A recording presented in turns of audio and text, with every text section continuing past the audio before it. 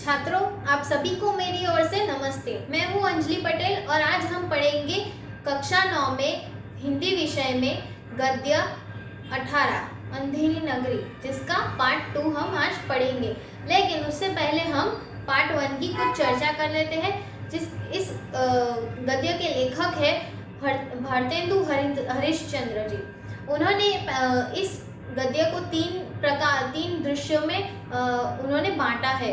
तो पहले दृश्य में हमने देखा कि एक महंत यानी कि गुरुजी और उनके दो चेले अंधेरी नगरी में प्रवेश करते हैं और हर चीज़ का मोल पूछते हैं। तो उन्हें हर चीज़ का मोल एक जैसा बताया जाता है, टके सेर भाजी और टके सेर खाजा।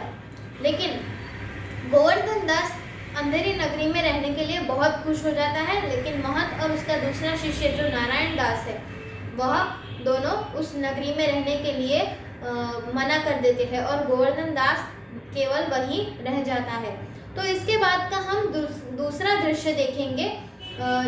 सभी छात्र अपनी पुस्तक के साथ लेके बैठे। दूसरा दृश्य की हम शुरुआत करेंगे। पन्ना नंबर है 85। दूसरा दृश्य है, राजा मंत्री और नौकर लोग यथास्थान बैठे हैं। पर्दे के पीछे से दुहाई है का शब्द होता है, यानी कि राजा मंत्री और नौकर लोग यथास्थान पर यानी कि अपने स्थान पर वो लोग बैठे हैं। पर्दे के पीछे से यानी कि कोई दुहाई शब्द का प्रयोग करके प्रवेश करता है।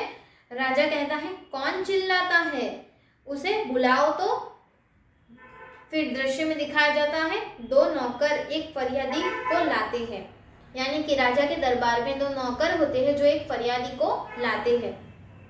फरियादी, दुहाई महाराज दुहाई। राजा कहता है, बोलो क्या हुआ। फरियादी कहता है, महाराज कल्लू बनिए की दीवार गिर पड़ी, सो मेरी बकरी उसके नीचे दबकर मर गई, न्याय हो। फरियादी राजा को कहता है कि महाराज कल्लू बनिया जिसकी दीवार गिर पड़ी, जिसके नीचे आकर मेरी बकरी दबकर मर गई, तो अब मुझे न्याय दिलाइए। राजा कहता है, कल्लू को पकड़ लाओ। कल्लू बनिया को हाजिर किया जाता है। फिर कल्लू बनिया अपनी सफाई में कहता है, महाराज मेरा कुछ दोष नहीं, कारीगर ने ऐसी दीवार बनाई कि गिर पड़ी। राजा कहता है, अच्छा कल्लू को छोड़ दो, कारीगर को पकड़ लाओ। राजा कल्लू को पकड़ने का आदेश दे देता है। गिरी दीवार कल्लू बनिए की होती है, लेकिन फिर भी राजा किसको कल्लू बनिए ने क्या बयान दिया कि कारीगर ने ऐसी दीवार बनाई कि गिर पड़ी। फिर राजा आदेश देते हैं, कल्लू को छोड़ दो, कारीगर को पकड़ लाओ। कल्लू जाता है, नौकर कारीगर को पकड़ लाते हैं, यानी कि नौकर यानी कि जो सैनिक होते हैं राजा के दरबार में, वह कारीगर को पकड़ लाते हैं। राजा कहता है, क्यों रे कारीगर, इसकी बकरी कैसे मर गई। कारीगर कहता है, महाराज चूने वाले ने चूना ऐसा खराब बनाया कि दीवार गिर पड़ी। राजा कहता है कि ऐसे कैसे मर गई इसकी बकरी, फरियादी की बकरी। तो कारीगर कहता है कि जो चूना वाला था उसने चूना खराब बनाया था कि दीवार गिर पड़ी। राजा कहता है, अच्छा उस चूने वाले को बुलाओ। कारीगर कहता है, कारीगर निकल जाता है, चूने वाले को पकड़कर लाया जाता है। अब अंधेरी नगरी है, तो इस फरियादी की फरियाद से पहले किसके ऊपर दोष आया था, कल्लू बनिए पर। कल्लू बनिए ने वह दोष कारीगर के ऊपर चढ़ा दिया और कारीगर ने क्या किया, चूने वाले का नाम दिया। राजा चूने वालों को लाने के लिए आदेश देते हैं। राजा, क्यों रे चूने वाले, इसकी बकरी कैसे मर गई। राजा चूने वाले को भी यही सवाल पूछता है कि इसकी बकरी कैसे मर गई। चूने वाला कहता है, महाराज बिस्ती ने चूने में पानी ज्यादा डाल दिया, इसी से चूना कमजोर हो गया। अब चूने वाले ने अपनी सफाई में राजा को यह बताया कि महाराज भिस्ती का नाम उसने भिस्ती के सिर पर यह दोष डाल दिया कि उसने चूना कमज़ोर, उसने पानी ज़्यादा डाला था इसलिए उसमें चूना कमज़ोर हो गया था। राजा कहता है तो भिस्ती को पकड़ो। भिस्ती को लाया जाता है दरबार में। राजा कहता है क्यों रे भिस्ती, इतना पानी क्यों डाल दिया कि दीवार गिर पड़ी और बकरी दबकर मर गई। भिस्ती कहता है महाराज, गुलाम का कोई कसूर नहीं, कसाई ने मशक इतनी बड़ी बना दी थी कि उसमें पानी ज़्यादा आ गया। अब भिस्ती को पूछा गया तो भिस्ती ने कसाई के ऊपर वह दोष डाल दिया कि कसाई ने मशक इतनी बड़ी बनाई थी कि चूना पूरा पिघल गया। भिस्ती यानी कि मशक में भरकर पानी ढोने वाला। राजा कहता है अच्छा, भिस्ती को निकालो, कसाई को लाओ। फिर दृश्य में दिखाते हैं नौकर भिस्ती को निकालते हैं और कसाई को लाते हैं। राजा कहता है क्यों रे कसाई, तूने ऐसी मशक क्यों बनाई। कसाई कहता है महाराज, गठरिये ने टके की ऐसी बड़ी भेड़ में मेरे हाथ बेची की मशक बड़ी बन गई। यानी कि गठरिये यानी कि भेड़ बकरी पालने वाला, जो भेड़ बकरी जो पालता है वह, उसने ऐसी भेड़ में मेरे हाथ बेची से मशक बड़ी बन गई। मशक यानी चमड़े की खाल का बड़ा थैला, यानी कि थैला जो गठरिया होता है, जो भेड़ बकरी चराने वाला होता है, उसने मशक यानी कि जो चमड़ा होता है कोई प्राणी का, उसने भेड़ बकरी का जो चमड़ा होता है वह उसका थैला बड़ा बना दिया था, इसीलिए मशक बड़ी बन गई थी, थैला बड़ा बन गया था। राजा कहता है अच्छा, कसाई को निकालो, गठरिये को लाओ।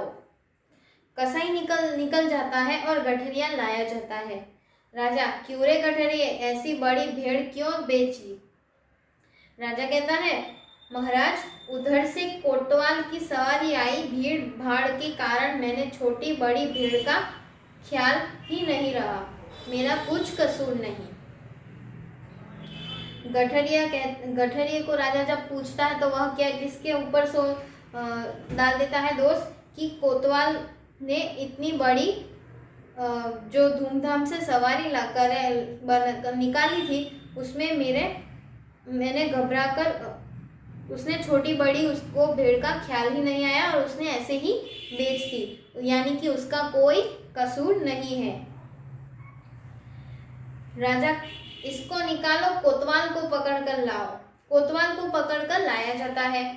राजा कहता है क्यों रे कोतवाल, तूने सवारी धूमधाम से क्यों निकाली, गठरिये ने घबरा कर भेड़ बेच दी।